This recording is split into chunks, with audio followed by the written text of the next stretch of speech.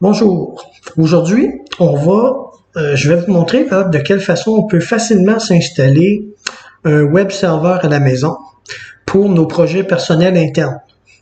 On va regarder juste à l'interne, mais vous allez voir quand même que c'est une base pour éventuellement le rendre disponible sur Internet, votre site ou votre application web que vous faites. Mais souvent, on veut quand même le tester à la maison. Et même si on veut faire des choses sur Internet, vaudrait mieux savoir la base qui est de débuter d'une façon ou d'une autre. Alors aujourd'hui, ce qu'on va regarder, c'est comment on installe Apache et PHP. Et puis sur un serveur Linux, j'ai choisi Ubuntu. Vous pourriez vous installer ça sur un Windows ou sur une autre distribution de Linux. Il n'y a pas de problème.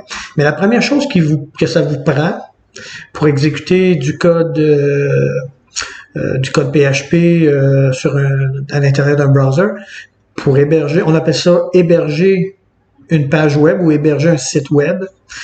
La différence entre une page web et un site web, c'est qu'une page, c'est juste une page. Un site, c'est l'ensemble des pages, des graphiques, des HTML, des CSS que constitue votre application ou votre présentation.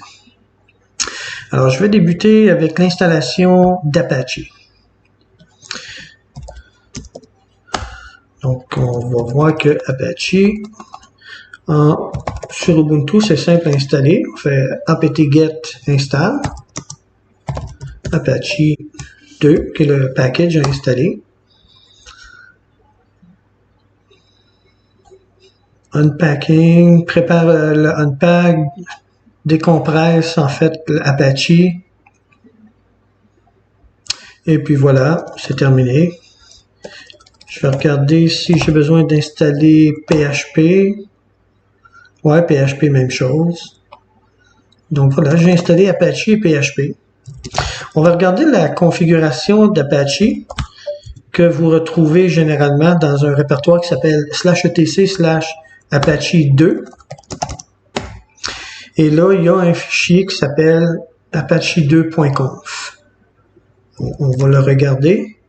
Vous pouvez le visualiser avec Nano si vous êtes plus familier. Et ce que je cherche ici, habituellement, c'est le docroot. À quel endroit mes documents je dois aller pour déposer ma page web. Donc, ce sont ces lignes-là ici.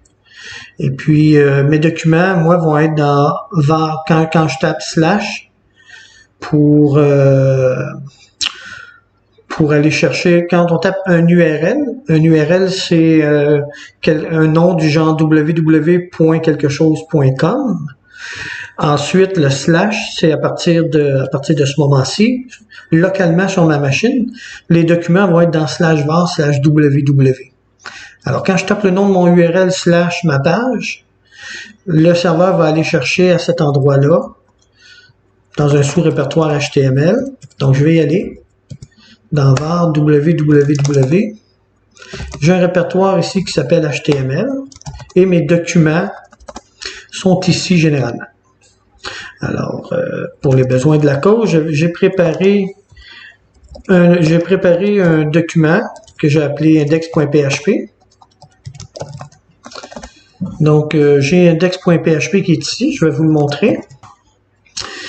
Donc, certains d'entre vous êtes débutants en la matière. Je débute avec un tag HTML. En fait, j'ai juste un petit bout de code qui est en PHP ici. Le reste de mon document est tout en HTML. Alors, je vais vous expliquer. J'ai fait exprès de mettre un peu plus de balises qu'à l'habitude, un peu plus de méta, pour vous montrer un peu des choses intéressantes qu'on peut faire avec HTML. On a généralement dans le header, on a le titre, mon premier site web que j'héberge moi-même.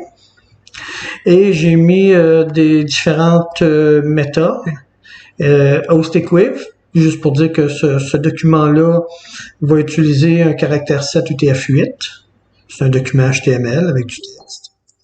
J'ai mis une description qui est un site pour faire des tests. Les keywords ici, donc ça, ce sont des choses intéressantes pour les robots de Google ou les robots de tous les crawlers en général. Je vais utiliser le terme crawler qui est en fait un petit robot qui se promène de site en site. et qui regarde vos pages HTML à la recherche de ces directives-là pour pouvoir indexer votre site dans son engin de recherche pour qu'éventuellement, quand des gens cherchent des keywords comme ceux-là, test, site de test ou HTML ou PHP, et bien là, à ce moment-là, le crawler ou l'indexeur va à ce moment-là allouer plus d'importance à ces mots-là qu'à d'autres mots, par exemple, qui pourraient être retrouvés plus loin dans le texte. Et l'algorithme est assez complexe. Vous pourrez aller lire sur le crawler qui vous intéresse, mais en gros, ils utilisent ça pour donner plus d'importance à ces mots-là. L'auteur, qui est moi-même, une directive au robot pour dire tu peux indexer cette page-là, mais il y a peut-être une page dans votre site que vous dites non, celle-là, elle n'a pas besoin d'être indexée. Je veux que les gens arrivent sur ma page principale, je veux pas que les internautes arrivent sur cette page-là. Peut-être que vous ne voudrez pas l'indexer, mais vous aurez des directives que vous pouvez faire. La date à laquelle vous avez révisé votre document. Donc, si le robot arrive, le crawler, arrive sur votre site et qu'il remarque que c'est la même date de révision que la dernière fois, eh bien, à ce moment-là, il quitte parce qu'il sait qu'il n'y a pas de nouveauté sur votre site. Il n'y a pas besoin de l'analyser et mettre à jour son index. Alors, si vous avez fait une modification, mettez la nouvelle date. À ce moment-là, la prochaine fois que le crawler va venir sur votre site, il va dire « Ah, la date de révision est plus grande que lors de ma dernière visite.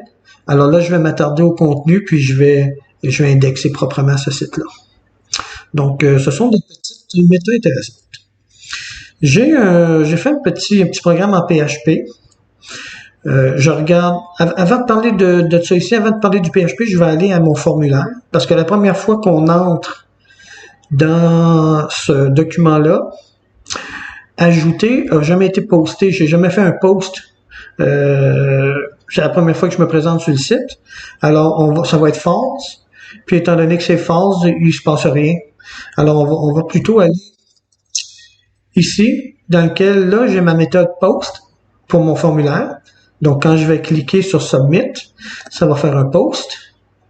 Et le post va contenir, mon formulaire va d'abord afficher entrer un premier nombre, entrer un deuxième nombre, et puis il va avoir une boîte de texte, un input type text, là, un input de type texte.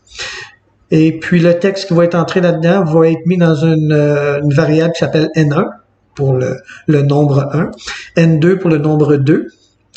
Et puis quand vous allez faire Submit, il y a une autre valeur qui s'appelle Sum qui va faire partie de mon post.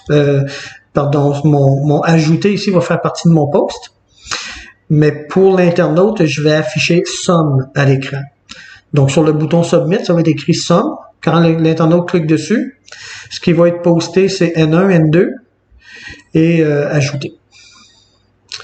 Et puis effectivement, lorsqu'on clique et qu'on revient sur la page, étant donné que lors de notre retour sur la page, on a maintenant posté des choses, entre autres, on a cliqué sur le bouton « Ajouter ». Là, à ce moment-là, on va prendre les paramètres qu'on a reçus sur notre page, qui est le chiffre 1 que notre internaute avait entré, et le chiffre 2. Ensuite, on va dire somme égale le premier chiffre plus le deuxième. Et on va afficher la somme de A plus B égale C, par exemple. Alors voilà, ça vous montre un petit peu d'HTML, un petit peu de PHP. On a installé Apache au début, on a installé PHP. Vous avez des directives intéressantes quand vous allez faire votre site, comment un peu interagir avec les robots, et puis comment présenter un beau titre à votre internaute qui visite votre page. Donc voilà, maintenant comment je fais pour aller chercher ce code-là? Vous vous rappelez que je suis dans le répertoire /var/www HTML et que mon document s'appelle index.php. Donc, je démarre Firefox.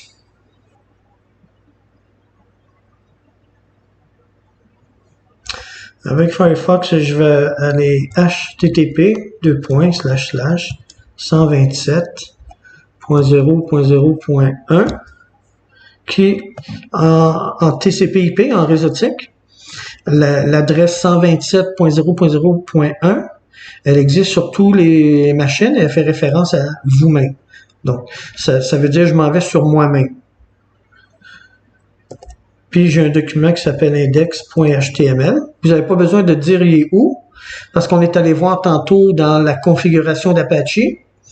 Et dans la configuration, c'était écrit d'aller voir dans /var/www. Puis bon, étant donné là qu'on est...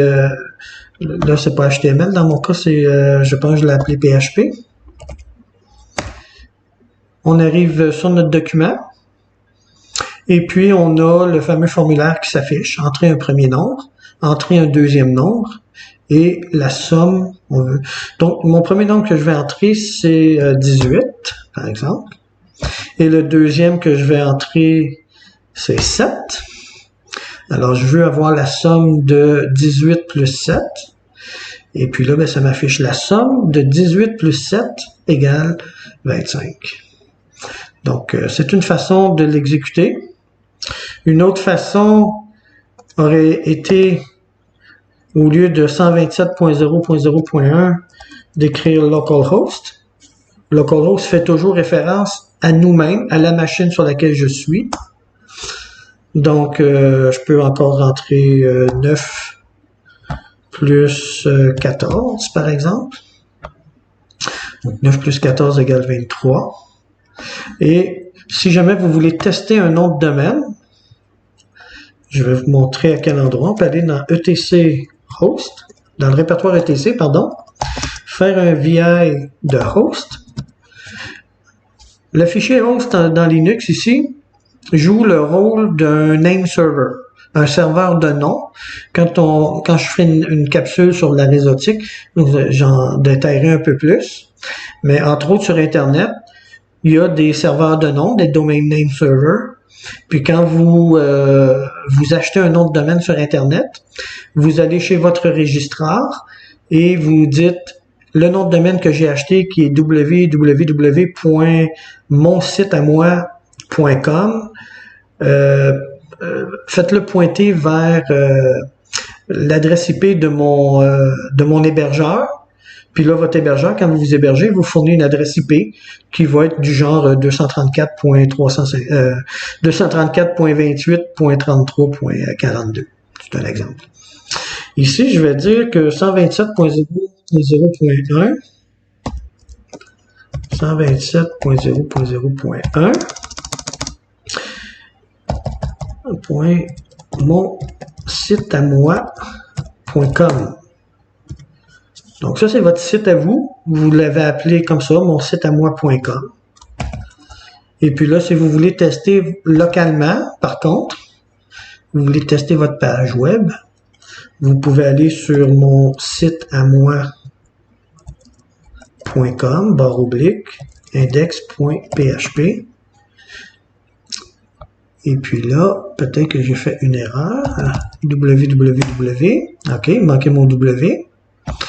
Et puis là, je suis arrivé sur mon site à moi, où je peux écrire 78 plus 22. Et bien, 78 plus 22, ça fait 100. Et bien voilà, c'est une petite introduction. Comment on utilise Linux. On installe Apache. On installe PHP. On se fait une petite page web qu'on met dans /var/www/html. On la met là, notre page. Et puis après ça, avec Firefox, on peut tester notre code, soit en tapant l'adresse IP 127, comme je disais tantôt, ou en se donnant un petit nom de site web là, dans notre ETC host file.